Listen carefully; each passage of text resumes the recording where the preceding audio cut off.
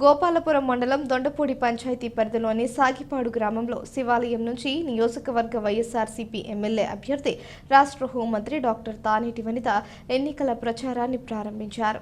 స్థానిక రామాలయంలో వనిత ప్రత్యేక పూజలు నిర్వహించారు.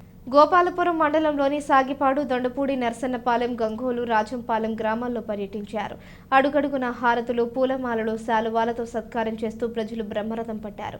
జగనన్న పాలనలో ప్రతి కుటుంబంలో ప్రతి ఒక్కరికి సంక్షేమాలు అందించామని, పోలవరం నిర్వాసితులకు గోపాలపురం మండలం సాగిపాడులో ఏర్పాటు చేస్తామని, స్థానికంగా ఉన్న సమస్యలను జగనన్న ముఖ్యమంత్రి కాగానే అన్ని తీరుస్తామని హామీ ఇచ్చారు. సీఎం జగన్మోహన్ రెడ్డి అందిస్తున్న సంక్షేమం, అభివృద్ధి కొనసాగాలి అన్న, ఇంటి వద్దకే సంక్షేమ ఫలాలు చేరాలి అన్న, మళ్లీ జగనన్నే ముఖ్యమంత్రి కావాలన్నారు. కాంగ్రెస్ పార్టీ తరఫున ఎమ్మెల్యే అభ్యర్థిగా జగనన్న ప్రతినిధిగా మరి ఇక్కడ పోటీ చేయడానికి మీ మధ్యకి రావడం జరిగింది.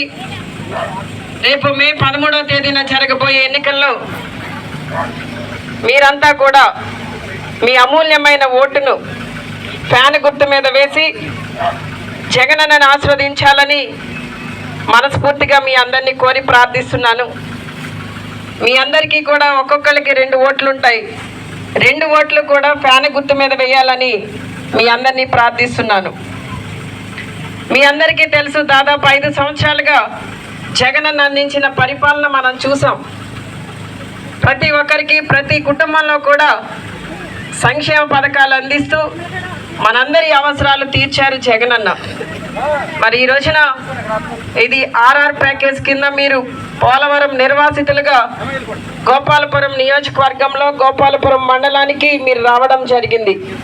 మీరు ఈ మధ్య కాలంలోనే మా నియోజకవర్గంలో యాడ్ అవ్వడం వల్ల మరి మీకు కావలసిన వసతులు ఏవైతే ఉన్నాయో ఇక్కడ సత్యసాయిబాబా వాటర్ కానివ్వండి, ఇంకా కొంతమందికి ఏదో హౌసెస్ ఇంకా రాలేదు అని చెప్పడం కానివ్వండి, ఇంకా బిల్స్ కాలేదు హౌసెస్కి అనేది కానివ్వండి, ఇంకా మీకు యాక్సెస్ ఇస్తారు జగనన్న మాట ఇచ్చారని చెప్పారు దాని గురించి కానివ్వండి, ఇక్కడ ఏదో డ్రైన్ సమస్య ఉందని చెప్పారు దాని గురించి కానివ్వండి, మీకు ప్రధానంగా శ్మశాన వాటిక సమస్య ఉంది. ఇవన్నీ కూడా మీరు నా దృష్టికి తీసుకొచ్చారు ఈ రోజున. ఇవన్నీ మీకు చెయ్యాలి అంటే ఫస్ట్ మీరేం చేయాలి? ముందు జగనన్నని గెలిపించాలి.